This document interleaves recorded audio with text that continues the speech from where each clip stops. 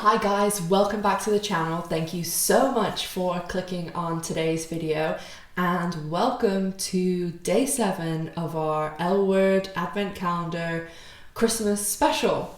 So I hope that you have enjoyed days 1, 2, 3, 4, 5, 6, and I have some great plans for the rest of the 25 days. So make sure that you're subscribed to the channel so that you will be notified every single time that I post a new video. Hit that bell icon and then you will see every single L Word Advent Calendar Christmas special video, and we should have some more season 2 Generation Q news coming out very, very soon. If you want to know the latest information on day 5, I talked about some behind the scenes pictures, so make sure to check that out. I'll link it in the cards above and at the end. And also be sure to check out day 4, which was my live, and I talked about a very special guest star that we're getting next season on Generation Q, as this was confirmed by the person themselves. So make sure to check out those videos also. Today we are here to go over the top 10 episodes for the original OG L Word. Now I've left Generation Q out of this because they only have 8 episodes, and I've already done the top episodes, top moments for Generation Q. So I'll link those in the cards above too and down below, and you guys can check those out. And previously I also have done a top moments on Generation Q, but this is our top episodes, and I feel as though pretty much most people will maybe agree with the episodes, not necessarily the numbering, but be sure to let me know what your top episodes are down in the comment section. And if at any point you enjoy the video, make sure to give it a thumbs up, as it really, really helps out the channel. So how I'm going to do this is basically top 10 style. The numbers 10 to 6, I'm just going to name the episode, season and number. And then the top 5, I will talk about why I picked those and why they are my favorite episodes. So coming in at number 10 is season 1, episode 10, Liberally. Number 9 is season 2, the finale, episode 13, Lacuna. Number 8 is season 4, episode 3, Lassoed. Number 7 is season 4, episode 12, Long Time Coming. And number 6 is season 5, episode 12, Loyal and True. Now, on to our top 5, and obviously I will explain why I think these are the 5 best episodes of the L Word. So coming in at number 5 is season 1, episode 1, The Pilot. Now, it doesn't take a genius to figure out why I love this episode. It's the first time we meet everyone, you know, Bette, Tina, Shane, Alice, Dana, just the original crew, Kit, Marina, Jenny. I love this episode. We see that, you know, in the beginning, everybody's so calm and cool, and then the cracks begin to form. And also from like a personal side, I remember watching this so clearly. The first time that I ever discovered the show, I was 18, 19, and the first time I ever discovered the show, I was around 18, 19. I was dating my first girlfriend, and we'd heard about, you know, this lesbian show, and at this stage, like, we weren't out, but we were obviously dating each other, and we went and bought the DVDs at Best Buy. Like, I've told this story before, very late at night. You know, I remember we were so paranoid that someone was going to see us, and I remember going to her house and my house and watching, you know, the DVDs, and anytime anyone would come in, we'd like change the channel immediately. And I remember we started watching it after the first season had aired, but the second season wasn't out yet, and we got the first season on DVD and we watched them. I think it was like we were seniors and then we were going to university in August, and this was around June time, so we watched them in basically like 2 days or something over a weekend, and I just have really fond memories of finally being like, oh my gosh, there are other gay people. I mean, my ex-girlfriend, her dad was gay, but he hadn't come out until later in life, and I also probably knew, you know, friends of friends' parents and stuff, very, very few actual gay people. Where I lived, I just didn't know a lot of gay people, and when I lived in Tampa, I was really lucky because when I did come out, there's a huge community there in Ybor, which, you know, people dub gay bor, and there's lots of gay bars, nightclubs, hamburger Marys, everything. And in university, I also worked in lots of bars and nightclubs because the money was crazy good as a bartender. And I used to work with a lot of gay guys, and they would always, you know, I was like the token lesbian, and we would go to like G Bar and Honey Pot, Hamburger Marys, and then at one stage I actually lived 10 doors down from a gay bar.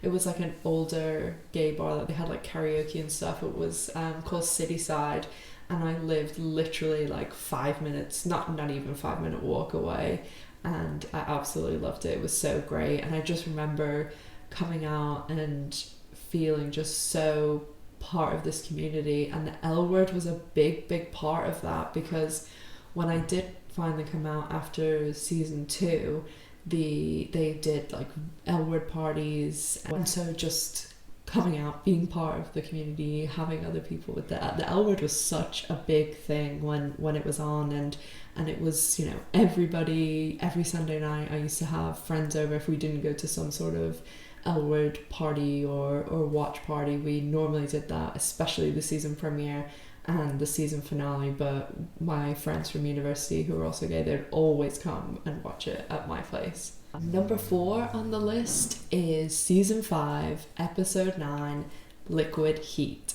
Now, I don't think I really need to say why I love this episode, because the scenes in this episode too are probably some of the most well known in the entire series, and Laurel Holloman and Jennifer Beals actually won an award. I can't remember what the award was called, for their scene in the elevator, and when Laurel collected the award, she was like, I'm basically getting this award for sitting on Jennifer's face for like a day. But this episode, I mean, there's something for every single type of shipper. Like Alice and Tasha, I'm a big fan of them too. And Max and Tom, Bette and Tina, like everyone, Shane and Molly. There's something for everyone in this episode, and I absolutely loved the elevator scene. It's what I think this is for a lot of people, like if you think of the L Word, think of Bette and Tina, that's what pops into my mind. And it also helps that literally I have both Tina and Bette's outfits from this episode. I love Bette's like black and white one. I have like 3 different, I have one exactly like it and then 2 that are pretty similar, and the pendant, everything. And then Tina has this like gorgeous blue dress on, so I had to get both of those outfits when I saw them, and I thought of the elevator scene. But most people, like anyone who's even seen one episode of the L Word, like they know about this scene. Everybody uses it in fan videos and pictures. I use the picture all the time whenever I'm promoting the channel. It's just a great episode, and it of course had to be in the top 5, no question. Number 3 is season 1, episode 13, also known as the finale, Limb from Limb. Now, a lot of people argue this is the best episode of the L Word, but with season 5 being the best, I had to give it to a season 5 episode. But Limb from Limb is a fantastic episode, and it's a fantastic season 1 finale, because there's so much going on and it all came to a massive head in the episode. I mean, the provocations thing with Bette was pretty much, you know, for the latter half of the season, that's what her character was working towards. The Bette affair with Candace is going on. Tina finds out. We have everybody at the art gallery, the Shane and Sherry Jaffe thing. Also have Alice showing up and kissing Dana, which was just, I remember like being like, yes, when that happened. We have the really sad, terrible, cover your ears, Miss G, funeral of Mr. Piddles, and you know, I'm exactly like Dana is with Mr. Piddles with Miss G, why she's Miss G. And just that episode, it was, I remember like binge watching the first season, and then the other seasons hadn't come out yet, so my ex-girlfriend and I just being like, oh my god, because Alice had kissed Dana, like Shane was going, you know, off, Jenny, Tim thing, Marino, you know, was a mess. Tina and Bette had that insane fight, and Tina had gone and stayed at Alice's, where Tina's drawing the line off Bette's name and starts writing Candace. It was just, oh, right in the heart. But such a good episode, such a way to leave a break, you know, for the show, and such a good finale for the first season. Number 2 on the list, I mean, number 1 and 2 had to go to season 5. It's my favorite season. I've said this time and time again, that if I'm tired or have a headache or down or bored or it's Christmas or something, and I have to watch something that's like putting on a comfy blanket and like slippers or something, it's season 5. I couldn't tell you how many times I've watched it, and I constantly go back and forth between which of these 2 episodes is my favorite. But coming in at number 2 is season 5, episode 6, Lights, Camera, Action. And I don't think it takes a genius to do this episode either. I mean, everything about this episode, from the very, very beginning, the opener, which normally, you know, the opening is not, you know, anything to write home about. When Jenny's directing the scene with Bev and Nina, and you know, Jenny has some cracking lines in season 5, and this scene in particular where she's like, it would look nice if you were trying to give her pleasure, or if you don't have some other apparati that I know about, like just classic. And it just makes you think about the whole Bette and Tina scene too, and how these actresses, and when they end it and Jenny's saying, oh, I'm gonna get you, you know, like a lesbian coach. I don't understand. I thought that when they did that opening, that somewhere in the episode we would pick back up with like 1, a lesbian coach, or 2, like Shane or someone showing them, because I mean, obviously I don't work on the show, I don't know what was going on, but I'm sure there was something like that going on behind the scenes, because most of the cast, I mean, obviously Alicia and Kate are gay, and then Laura Holloman's dated a girl before, but Jennifer Beals and all these other people, they probably will have had some sort of coach. I'm pretty sure I remember reading somewhere that Eileen Chaikin did have someone come in and speak to them. I remember reading an interview with Orange Is the New Black, and everybody would ask the woman who played Leah, I can't remember her last name, who played Big Boo, and she would tell them, funnily enough, I think that the interview was with Taylor Schilling, even though she's gay or bi or something, because she's engaged to a woman now. But yeah, I'm sure something like that went on behind the scenes. But of course, you know, the Les Girls thing is one of my favorite storylines. And then we also got not 1 but 2 extremely hot Bette and Tina scenes. And if the elevator scene is well known, that Bette turnaround is probably Tina's like biggest line from the show. And when they go back to Tina's after Phyllis's party, that whole scene is very hot. But the bit that I absolutely love is when they wake up at like 4 a.m. or something, and they're just so cute together. And then when Bette sits up and she has her back to Tina and she mouths, I love you, I was like, oh, my heart is just breaking for you guys, it's so cute. But yeah, it's, and when they leave and stuff, it's just it's a great scene. The scene, the stir fry scene, which is very famous too, and a lot of people even use that House of Stir Fry reference for, you know, a lot of stuff. But they killed it with those two scenes, Jennifer Beals and Laura Holloman, who everyone knows I absolutely adore and think they're amazing. They just killed it. Could not have done better. They were awesome. And then I also really like the last scene where Bette is on set with Tina, and I'll put it up on the screen. This is one of my favorite like still images from the show, where there's Bette and Tina are standing next to each other, and I also have Tina and Bette's outfits that they're wearing in this episode too. And they, like, Bette looks at Tina when Tina's looking forward, and then Tina looks at Bette when Bette's looking forward, and then they look at each other. It's just so cute. They're just so cute.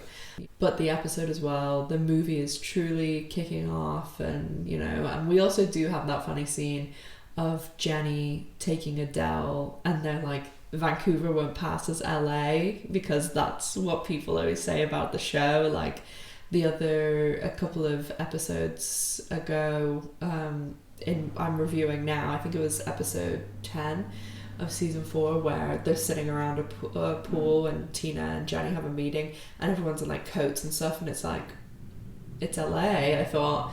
But yeah, now they shoot the show in LA. It was like an inside joke, basically, like Vancouver won't pass for LA, but that's what the L Word did. And then we also have Jenny, you know, bringing in Adele to get like all clothes and everything designer, kind of what my dad did with his new wife. But don't worry, they don't watch my channel. But yes, this episode, Lights, Camera, Action, episode 6 of season 5, is my absolutely second best episode of the L Word. So if Lights, Camera, Action is my second favorite episode, I think a lot of people will have worked out that my all-time number 1 episode, the episode I've watched 100 million times, is season 5, of course, episode 4, Let's Get This Party Started. I love this episode, especially the last scene. I have watched that, I couldn't even tell you, 1,000,000 times. And this whole episode is just great, because we're really, you know, they do the auditions for Les Girls. We're getting more of that storyline. We finally meet Dawn Denbo and her lover Cindy, because they're like cartoon villains. Dawn Denbo actually reminds me of a girl I used to know, but they are great. We have the She Bar scene. We have the Shane, Cindy and Dawn scene. We also have that great scene where they're at like the kickboxing thing, and you know, it's like you can feel the tension between Bette and Tina, but there is nothing in that episode that even touches the end, because at the very end in She Bar, when Bette goes in and Tina is in that gorgeous, absolutely gorgeous silver dress. I have a black and silver version. I own like all of Bette and Tina's clothes. She's sitting at the bar by herself, and the song, I have that song like in my swimming. I go swimming every single day, and half the songs are like L Word songs. The new L Word one by Fletcher, it's called Bitter. It's the one that plays at the end of episode 6 when like Tina and Bette's like, please don't go. But what Dream, the song that plays in Let's Get This Party Started, and when Bette like grabs her arm, it is my favorite moment on the L Word, in my favorite episode of the L Word. It is my happy place. I love it. Jennifer Beals, Laura Holloman, so amazing. And I've said this before in some of my videos, like surprising facts videos, that when they did that scene when Bette cries, that was totally unscripted. Jennifer Beals just felt like that was the right thing to do, and obviously Laurel went along with it. So, and I completely can relate to that, but it's just an amazing scene. They did amazing work, everything about it, the lighting, the angles, like the song, it's perfect. They couldn't have done anything better. So now that I've ranted on about this, let's get this party started. Season 5, episode 4 is my favorite episode of the L Word. Do you agree? Have you got another favorite episode, or were one of my lower ranked episodes your favorite episode? Let me know down in the comment section, and also don't forget to subscribe to the channel and like the video. And if you do all of those 3 things, you'll be entered into a draw to win an L Word gift bag on Christmas Day. Also, don't forget to follow me on social media to keep up with everything L Word related in between my videos.